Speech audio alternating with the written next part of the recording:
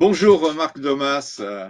Vous êtes directeur général d'Air Nouvelle et on voulait vraiment vous interviewer parce que cette année, l'association Art Urbain dans la Territoire que je préside a un thème de prédilection qui est le thème de la transition écologique pour l'amélioration du cadre de vie. Et évidemment, on voulait, dans votre activité, j'ai envie de dire, récente, vous entendre à ce sujet. Écoutez, bonjour à tous, bonjour Louis. Je suis ravi de faire cette interview avec vous et avec l'association.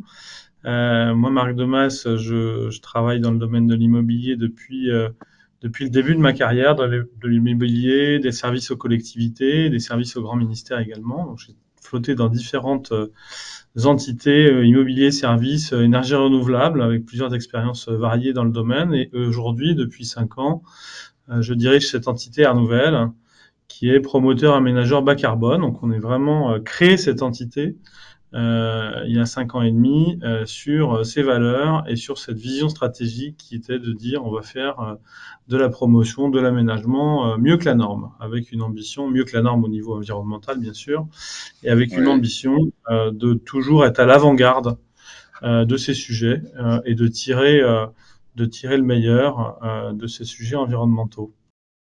votre groupe, vous venez de l'aval, c'est-à-dire vous venez plutôt de l'exploitation des territoires, etc. Et tout d'un coup, on vous entend monter des projets, être dans l'amont. Et Oui. alors, comment vous vous situez pour faire au mieux, puisque vous parlez d'être devant dans le bas carbone, comment vous vous situez dans ce paradoxe?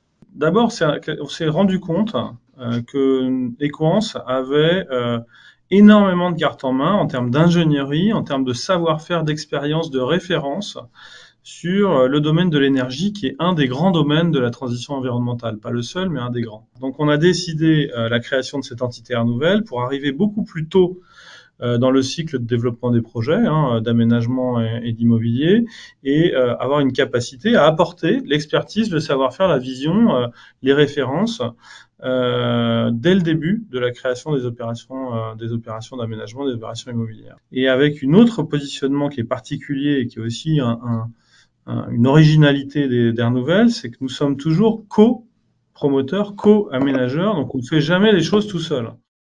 Nous, on D'accord. apporte une expertise et une plus-value sur le volet environnemental au sens large. On a défini quatre piliers environnementaux pour nous. Le Oui, pilier de l'énergie.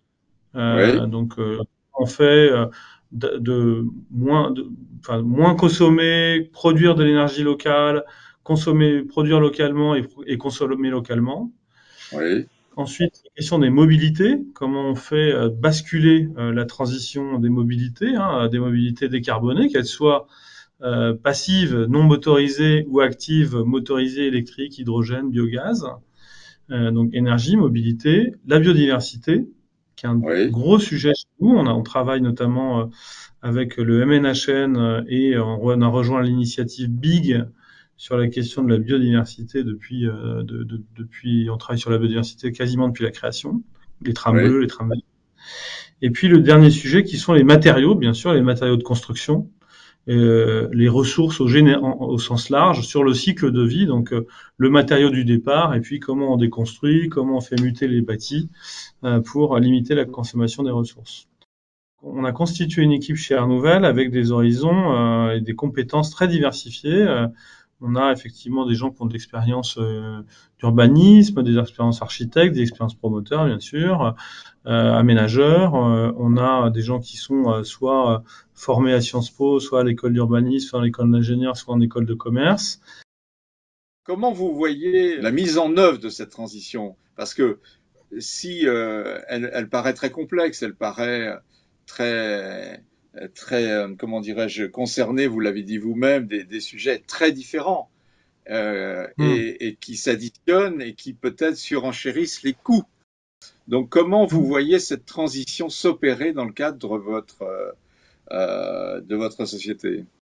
Par Ouais. exemple, sur le domaine énergétique, un autre des partenariats de recherche et développement qu'on a, c'est avec Efficacity, Ah oui, qui est un centre de recherche très important dans le domaine du calcul du bilan énergétique et du bilan carbone des quartiers.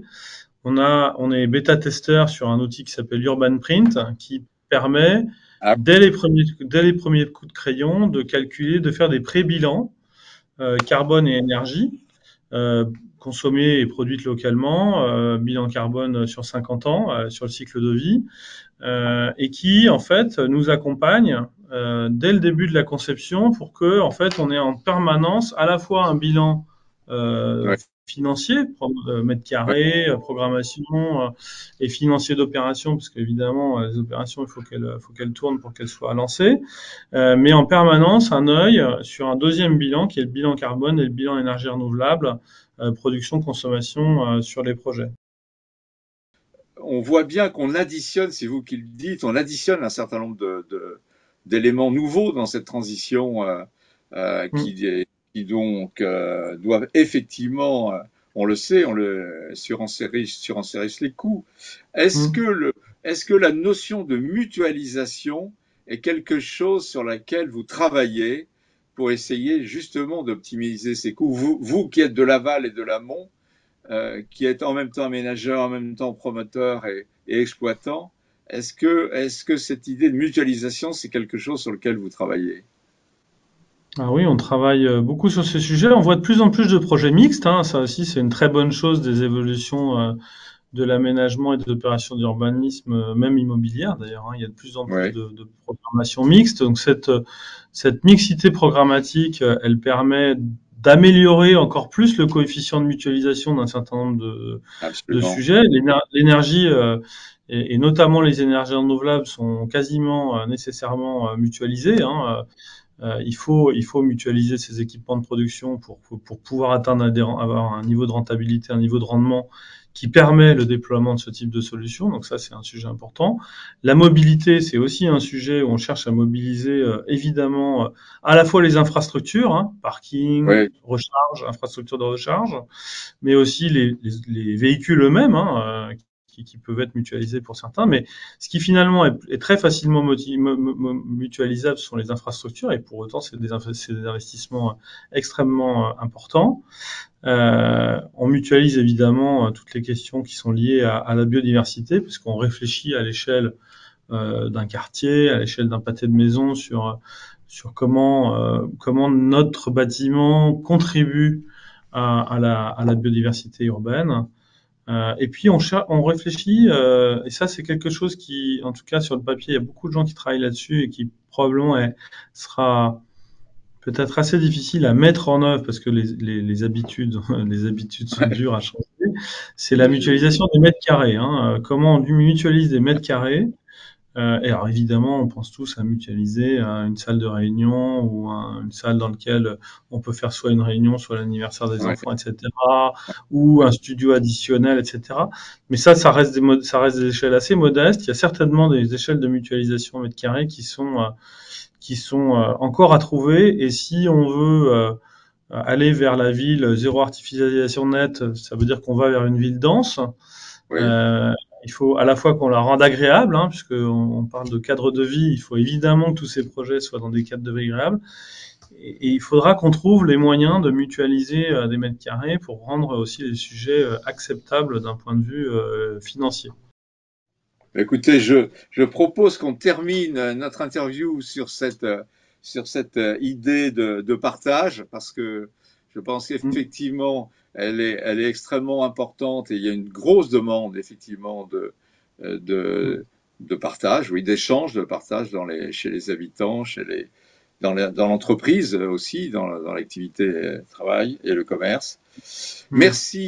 Merci Marc Domas pour ce moment passé ensemble et puis au plaisir de se retrouver au ministère le 29 novembre pour le prix d'art urbain et je pense que nous aurons l'occasion de reparler de projets que vous avez engagés pour peut-être y participer à ce prix. Merci Marc et bonne Merci, avec grand plaisir. À très bientôt, Louis. À très bientôt à tous. toute votre équipe. Merci beaucoup.